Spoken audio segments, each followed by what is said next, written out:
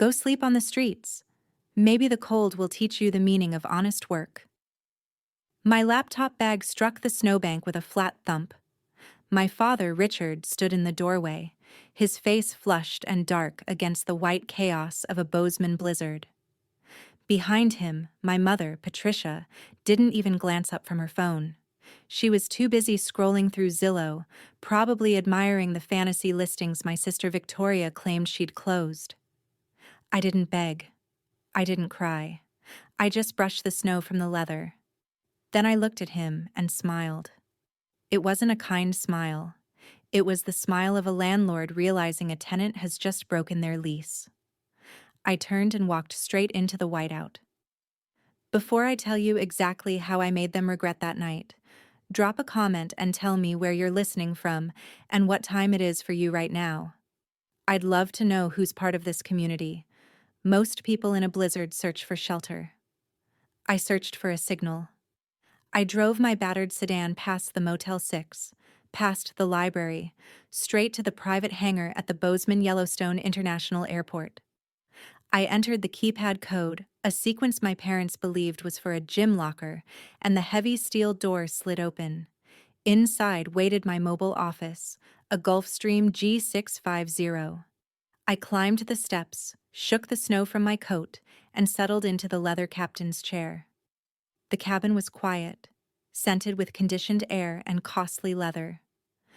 I opened the laptop my father had just thrown into a snowbank. The screen flickered awake. I checked the terminal running quietly in the background. While Richard was yelling at me about the value of real work, my algorithmic trading bot had completed 42 trades. Net profit for the last hour, $42,000. I didn't feel happy. Happiness is an emotion. This was only data. For 32 years, I had been the ghost in their house, the disappointment, the one who played on computers, while my sister Victoria was the star real estate agent. They looked at me, but they didn't see me. Psychologists call it the cognitive dissonance of the mediocre. You see, my parents had built their entire identity on a single lie. Victoria was the winner, and I was the loser. That was the structural load-bearing wall of their reality. If they admitted that I was successful, that the computer games were actually high-frequency fintech algorithms, their world would collapse. It would mean they were wrong. It would mean their massive financial and emotional investment in Victoria was a waste. To protect their egos, their minds literally rejected the evidence. They didn't ignore my success because it was invisible. They ignored it because accepting it would destroy them. They needed me to stay small so they could feel big. So I let them. I played the role they assigned me, the broke, struggling daughter living in the basement. But every month for 5 years, I had maintained a shell company, Alpine Management LLC. That company paid a consulting fee of $4,500 into my father's business account. They thought it was a lucky retainer from an old client. It was me. I was the only reason they could pay the mortgage on the house they had just thrown me out of. I was the only reason Victoria could lease her Range Rover. They were living on a subscription to my guilt, and they didn't even realize it. I looked at the bank transfer scheduled for tomorrow morning. Asset freeze. I typed the command and pressed enter. The status bar turned red. Transfer canceled. I leaned back in the chair. The silence in the hangar was thick. Absolute. It felt like the pressure drop before a tornado. They wanted me to learn the value of money. Fine. I closed the laptop. Lesson 1 starts now. 2 weeks later, I was watching the sun rise over Main Street from the balcony of the presidential suite at the Kimpton Armory Hotel. I wasn't using my name. The reservation was under a holding company. To the staff, I was just a quiet consultant who tipped well and didn't need housekeeping. To the world, I was a ghost. But to my family, I had suddenly become a criminal. My phone, left on silent for 14 days, buzzed violently across the marble countertop. It wasn't a call, it was a storm. I picked it up and scrolled through the thread. It read like a case study in panic. It began 3 days after I left, the day the Alpine management transfer normally hit my father's account. My mother texted, "Tiffany, did you touch the Wi-Fi before leaving? The business accounts are acting up. Answer me. Your father is trying to pay vendors and the system shows insufficient funds. What did you do to the server?" I sipped my espresso. The server was fine. The subsidy was gone. By day 7, the tone had shifted from irritation to accusation. My father wrote, "We know you hacked the accounts. It's the only explanation. Put the money back or I'm calling the police. You think this is a game? Victoria is crying because her commission check is late, and we can't help her because someone wrecked our liquidity." I actually laughed. A dry, short sound. They genuinely believed I was hacking them. Their minds couldn't fathom the alternative. In their story, Richard was a real estate mogul, and I was the tech-illiterate disappointment. It was easier to believe I had suddenly become a master cybercriminal than to admit they had been living on my charity for 5 years. And then, there was the lie about Victoria. Commission check late. I pulled up the multiple listing service database on my tablet. Victoria hadn't closed a sale in 6 months. No commission check was coming. She was drowning in lease payments for a luxury car she couldn't afford, and credit card debt from staging her lifestyle on Instagram. She wasn't crying over a banking glitch. She was crying because the bank of mom and dad had just been foreclosed on, and she had no idea why. I didn't reply. I didn't defend myself. I simply watched desperation mutate into performance. My mother, realizing private threats weren't working, had taken her show public. I opened Facebook. There it was, posted 2 hours ago. A picture of Patricia and Victoria, clinking champagne glasses from a year ago, radiant and filtered. The caption read, "It's heartbreaking when you nurture a child, give them a home, and they turn around and bite the hand that feeds them. Snakes in the grass eventually reveal themselves, praying for my wayward daughter to find Jesus and a conscience." 74 likes, 30 comments from her Bridge Club friends. "Stay strong, Pat," and some kids just don't have gratitude. A masterclass in narrative control. She was publicly shaming me for biting the hand that fed her while privately frantically texting me because my hand had stopped feeding them. The hypocrisy wasn't shocking. It was structural. I put the phone down. Most people would have felt compelled to comment, post receipts, scream the truth into the thread, and burn the entire facade down. But I didn't. Anger is a volatile commodity. Spent in small bursts, it loses value. You must save it, compound it, and invest it where it yields the highest return. A Facebook comment war is a low-yield investment. I had something much bigger in mind. I opened my laptop and composed an email to the only person in my family who wasn't delusional, my cousin Ryan. He was a forensic accountant in Seattle, the boring cousin Aunt Patricia mocked for not driving a Porsche. Subject: audit request. "Ryan, I need you to review the books. Not just the business. Everything. I'm buying the debt, but I need to know exactly what I'm purchasing. Invoice me your standard rate plus 50% for speed." I hit send. They wanted to accuse me of hacking. Fine. I wouldn't hack them. I would audit them, and I would take everything. Forensic accounting is just an autopsy for money. You cut open the ledger and see what really killed the patient. Ryan sat across from me in the living area.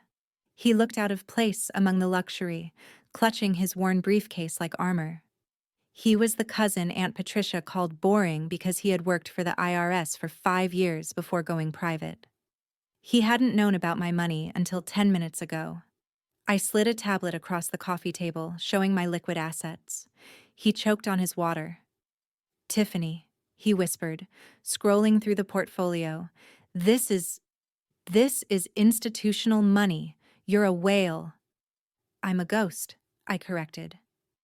"And I need you to haunt my parents."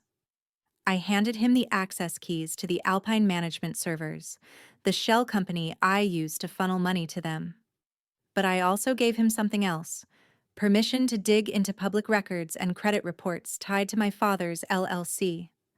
I poured him a glass of sparkling water. I was sending them $54,000 a year, tax-free.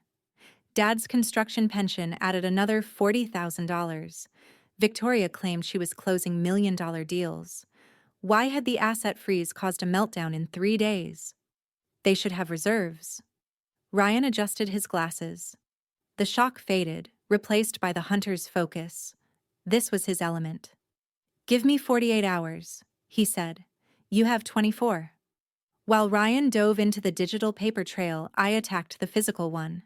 I opened a new file on my laptop, not as Tiffany, the rejected daughter, but as the managing director of North Peak Holdings, the anonymous trust that had bought the non-performing note on my parents' mortgage 6 months ago. The bank had been happy to sell the risky debt. They didn't care who bought it. My parents had received a letter saying their mortgage had been sold to a new servicer. They probably tossed it in the trash, assuming it was just administrative noise. They didn't know the new servicer was the daughter living in their basement. I had bought the debt as insurance, a safety net to keep a roof over their heads if Dad's gambling went bad again. Now it was ammunition. I typed the header: notice of default and intent to accelerate. The cursor blinked. For years I had feared my father's voice, the way it boomed in anger, the way he could shrink me to 2 feet tall with a look. But staring at the legal document, fear vanished. In the eyes of the law, he wasn't a terrifying patriarch. He was a distressed borrower, and I was the secured creditor. Relationships are messy. Contracts are absolute. I drafted the terms. They had missed the payment on the first of the month because I hadn't sent the money to cover it. According to the loan agreement, they were now in default. I added a clause demanding full inspection of the collateral, giving me the legal right to enter the house and assess the asset. I printed the document. The rhythmic hum of the printer was more soothing than any lullaby. Ryan looked up from his laptop, face pale. "Tiff," he said, voice tight, "you need to see this." "What is it? Is Dad gambling again?" "No," Ryan said. "It's worse. It's not just mismanagement. It's creative." He turned the screen toward me. I traced the Alpine payments. "You thought they were going to the mortgage. They weren't. Your dad hasn't paid the principal on the house in 2 years. He's been paying interest only to keep the bank off his back." "Then where did my money go?" I asked, my voice dropping dangerously low. Ryan pointed to a series of transfers: a styling agency in LA, a reputation management firm, a leasing company for a Range Rover. He looked at me, eyes wide behind his lenses. "They were spending your money to stage Victoria's career. Buying fake awards? Paying for bot farms to like her Instagram posts. Tiff, they weren't just broke. They were investing everything you gave them into a Ponzi scheme called Victoria's Success." I studied the numbers, a factory of lies fueled by my labor. "Keep digging," I said. "I want the kill shot." Ryan hesitated. "There's one more thing: a withdrawal from an account I didn't recognize, a custodial account. It had your name on the original paperwork from Grandma." My blood ran cold. Grandma's college fund. I hadn't touched it. I had forgotten it existed. How much? $28,500. Ryan said it was withdrawn 3 weeks ago. The signature looked shaky. "And where did it go?" I asked. Ryan clicked into another file. "That's the part that's going to send someone to prison." "To a private settlement account," he said, turning the screen so I could see the wire details. "Beneficiary: the Davis Family Trust." I frowned. "Who are the Davises?" "I didn't know either," Ryan said, pulling up another document. So I cross-referenced. Victoria's closed listings. The Davises bought a condo from her 6 months ago, a luxury flip in downtown Bozeman. 2 weeks after closing, they threatened to sue. Not just for a refund. They were going to the real estate commission to have Victoria's license revoked for fraud. Fraud? She sold them a unit with active structural water damage, Ryan said, his voice trembling under the weight of it. She knew about it. There was an inspection report from a previous buyer that she hid. She buried it to close the deal and collect her commission. The picture snapped into focus like a high-resolution image. Victoria hadn't just failed. She had cheated. She had committed real estate fraud to maintain the illusion of being a top producer. And when she was caught, she didn't face the consequences. She went to Mommy. And Mommy didn't have the cash to bail her out because I had frozen the Alpine account. So Patricia did the only thing she could think of. She forged my signature on a dormant custodial account, money my grandmother left for my education, and used it to pay hush money to the Davises. They stole my inheritance to buy a family's silence, all to protect Victoria's fake career. Ryan removed his glasses and rubbed his eyes. He looked physically ill. Tiff, this is a felony. Identity theft, wire fraud, grand larceny. If you report this, your mother goes to federal prison. Victoria loses her license forever. He looked at me, waiting for the explosion. He expected me to scream, to cry, to shatter the expensive vase on the mantel. That's what people do when they realize their own mother sacrificed them on the altar of a sibling's ego. But I didn't feel rage. I felt a strange, icy calm settle over me. It was the feeling of a complex equation finally balancing to zero. I stared at the number on the screen. $28,500. In the corporate world, we have a term for this. It's called a termination fee. If you want to break a contract early, you pay a penalty. You write a check to dissolve the obligation. It hurts, but once it clears, you're legally free. You walk away. No more meetings, no more liability. For 32 years, I had been paying an emotional tax to belong to this family. I paid with my self-esteem. I paid with my silence. I paid with the secret monthly transfers. But this theft, was the final invoice. It's the silent tax, I said quietly. Ryan looked up. What? The tax of the scapegoat, I said, staring at the forged signature. They took 28 grand. That's a lot of money. But think about what I'm buying with it, Ryan. I stood and walked to the window, looking out at the snow-covered mountains. If I paid a lawyer to cut them out of my life, it would cost this much. If I paid a therapist to help me stop craving their validation, it would cost this much. They just saved me the trouble. They processed the transaction themselves. I turned back to him. They didn't steal from me. They handed me a receipt. A receipt that says I never owe them anything again. Not a phone call. Not a Christmas card. Not a single minute of my time. So you're not calling the police? Ryan asked. No, I said. Police are for criminals. My parents aren't criminals. They're just bad investments. I picked up the leather binder holding the foreclosure notice and the audit report and added the wire fraud printout to the stack. I'm not sending them to jail, Ryan. That's too easy. In jail, they get 3 meals a day and they get to play the victim. They get to tell everyone how their cruel daughter put them there. I snapped the binder shut. The sound cracked through the quiet suite like a gunshot. I'm going to do something far worse. I'm going to treat them exactly like they treated me, as a business transaction that's expired. I checked my watch. 5 p.m. Pack up the gear, I said. I just sent them an invite to dinner at the Copper Saddle. I told them I have a proposal to fix their cash flow problem. Ryan looked horrified. You're going to feed them? No, I said, heading for the door. I'm going to serve them. The Copper Saddle is the kind of place where the menus have no prices, and the air smells of aged mahogany and Wagyu beef. It's where Bozeman's real power brokers dine. I arrived 10 minutes early. I ordered a sparkling water with lime and sat with my back to the wall, the leather binder resting on the table like a loaded weapon. They arrived 15 minutes late. A power move.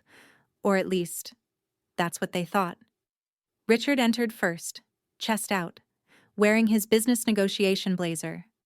Patricia followed, scanning the room to see who noticed her, and trailing behind was Victoria, in a cream-colored cashmere coat I knew she couldn't afford. A white tag peeked discreetly inside the sleeve. She planned to return it tomorrow. They slid into the booth. They didn't look afraid. They looked smug. They thought I was there to surrender. In their minds, I was the daughter who had thrown a tantrum, gotten cold, and realized I couldn't survive without them. They assumed the proposal was a plea for forgiveness. "Well," Richard said, picking up the wine list without looking at me, "I see you've finally come to your senses." He signaled the sommelier, a bottle of 2015 Cabernet, "And we'll start with the seafood tower." He smirked. "Don't worry, Tiffany. We're willing to be the bigger people here. We know you've been emotional. Living in a car does that to people." Patricia chimed in, her voice dripping with fake church lady sweetness. "We're prepared to overlook the disruption you caused to the business accounts, sweetie. Just give your father the new passwords, apologize to your sister for the stress you caused, and you can come home. The basement is still there." Victoria said nothing. She just glared at me, scrolling her phone, probably waiting for the notification that her commission had finally cleared so she could pay off the coat. I said nothing. I watched them order. $400 in appetizers alone.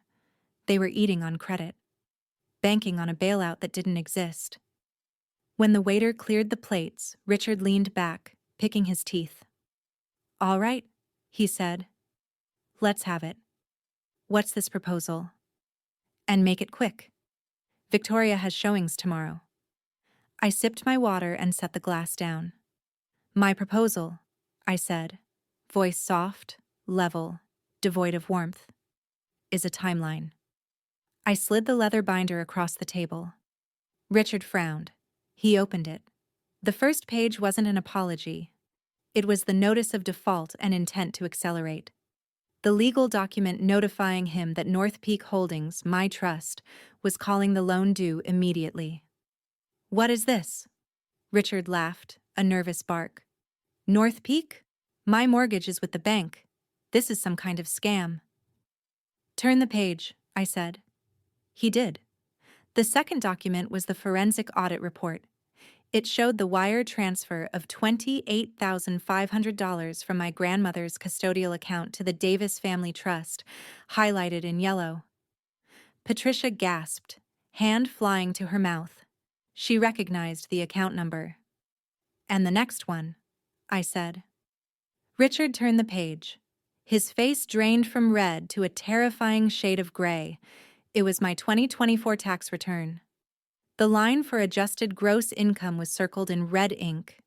$19,542,000. The silence that settled over the table was absolute.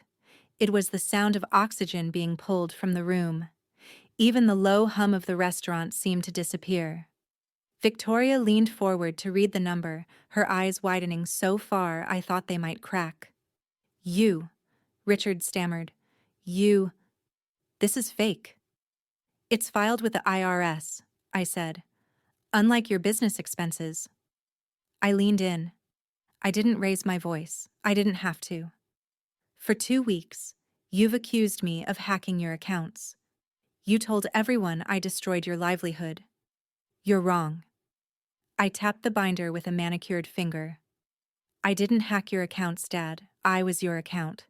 Every mortgage payment, every lease payment for Victoria's car, every lucky consulting fee. That was me. That was my charity keeping you afloat because you're incapable of producing real wealth." I turned to Patricia. She was shaking. "And you," I said. "You stole my inheritance to cover up Victoria's fraud. That's a felony, Mom. Grand larceny.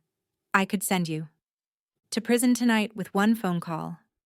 Patricia started sobbing. "Tiffany, please, we're family." "No," I said. "We're not. Family doesn't steal. Parasites steal, and I just fumigated the house. I stood up, sharp and final. You have 30 days to vacate the property. It belongs to North Peak Holdings now, which means it belongs to me. If you aren't out by the 1st, the sheriff will remove you. Tiffany! Victoria shrieked, grabbing my arm. You can't do this. I have a reputation in this town. I pulled away like she was diseased. You don't have a reputation, Victoria. You have a tab, and I'm done paying it.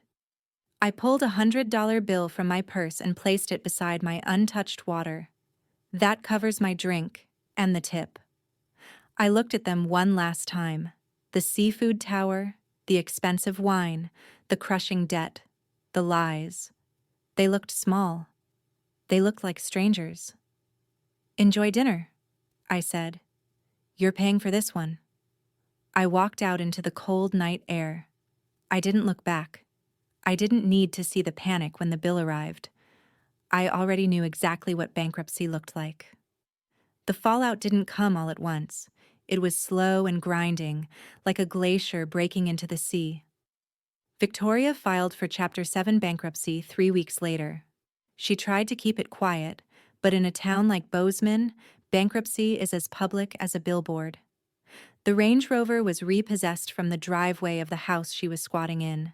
The luxury real estate agent was suddenly driving a 10-year-old Honda Civic and working reception at a ski lodge. My parents moved into a 2-bedroom rental condo on the edge of town. It wasn't a bad place. It was perfectly adequate. But for people who built their identity on appearing wealthy, adequate was a fate worse than death. I didn't stay to watch. I didn't drive by to gloat. I bought a ranch deep in the Bridger Mountains, 80 acres of pine and untouched snow, accessible only by a private road I kept plowed. I installed a dedicated fiber optic line, built a server room in the basement, and positioned my desk facing North Peak. It's quiet here, the kind of quiet that rings in your ears. My phone still lights up sometimes with blocked voicemails. I don't listen. I don't need to know whether they're angry, sorry, or begging. People often ask why I didn't try to fix them.